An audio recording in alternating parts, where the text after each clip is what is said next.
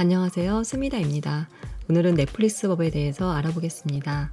코로나19 팬데믹 시대에 세계인을 하나로 만든 인터넷 동영상 서비스 넷플릭스는 전체 가입자 수 2억 760만 명, 우리나라는 2016년 국내 서비스를 시작한 후 2020년 말 기준 380만 명으로 코로나19 특수를 누렸습니다.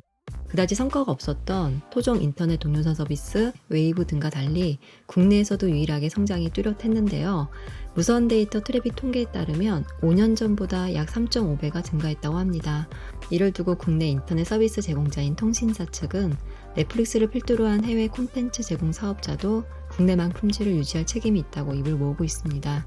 실제 SK 브로드밴드는 지난해 11월 넷플릭스에게 소송을 제기했는데요. 지난 3년간 해외 콘텐츠 제공 사업자 트래픽이 급증하면서 8천억에서 9천억 원에 달하는 설비 투자를 진행했다고 밝혔습니다. 증설한 자사망을 무료로 이용하며 혜택을 누린 대가를 내라고 소송을 제기했고요. 반면 넷플릭스는 한국까지 콘텐츠를 가져오는 국제망은 해외 콘텐츠 제공 사업자 관리 아래 있지만 국내망 증설과 운영은 국내 인터넷 서비스 제공자가 담당하는 게 맞다는 입장이어서 아직까지 치열한 공방을 벌이고 있는데요. 정부는 지난 5월 전기통신사업법을 개정해 넷플릭스망 무인 승차를 막겠다고 나섰고, 그래서 개정 전기통신사업법에 붙은 별명이 넷플릭스법입니다.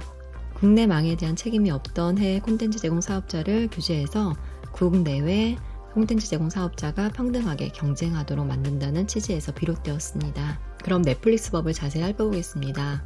우리나라는 통신법 체계상 통신사업자를 기간통신사업자, 별정통신사업자, 부가통신사업자로 구분합니다. 첫째 기간통신사업자는 스스로 통신설비를 소유하고 통신사업을 하는 사업자이고요. KT, 데이콤, 하나로통신, 온셋통신 등 유선통신 사업자가 있고 SKT, KTF, LGT 등 무선통신 사업자가 있습니다.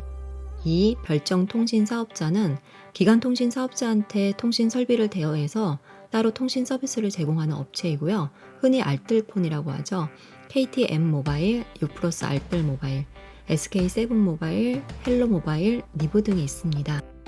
3. 부가통신 사업자는 기간통신 사업자한테 통신 설비를 대여해 인터넷 등 정보통신망을 이용해 서비스를 제공하는 사업자로 전자상거래, VOD, 원격송신, IP 접속, 데이터 전송 등이 이에 해당되고 사업자는 15,000개 정도 됩니다. 넷플릭스법은 이중 부가통신 사업자에게 해당되는 법 개정이고요. 적용 대상은 전년도 말 기준 직전 3개월간 국내 일평균 이용자 수가 100만 명 이상이면서 국내 총 트래픽량이 1% 이상인 부가통신 사업자 대상으로 구글, 페이스북, 넷플릭스, 네이버, 카카오 웨이브 총 6개로 지정됐습니다. 주요 내용은 CP는 트래픽이 몰리는 것을 막고 이용자에게 안정적인 서비스를 제공하며 기술 오류를 방지할 의무를 갖고 위반 시 처벌 규정은 시정명령과 과태료 2천만 원입니다. 국내 전체 트래픽의 4분의 1인 25% 이상을 차지하는 구글과 넷플릭스의 망 사용료 무임승차 논란이 크지만 이 법은 서비스 안정이 기본 조건이라 소송 중인 넷플릭스가 우려하던 망 이용료 부담 관련 규율은 없습니다. 다만 통신사가 국내 CP만 내던 망 이용료를 해외 CP에게도 망 품질 유지 명목으로 요구할 근거가 생겼습니다.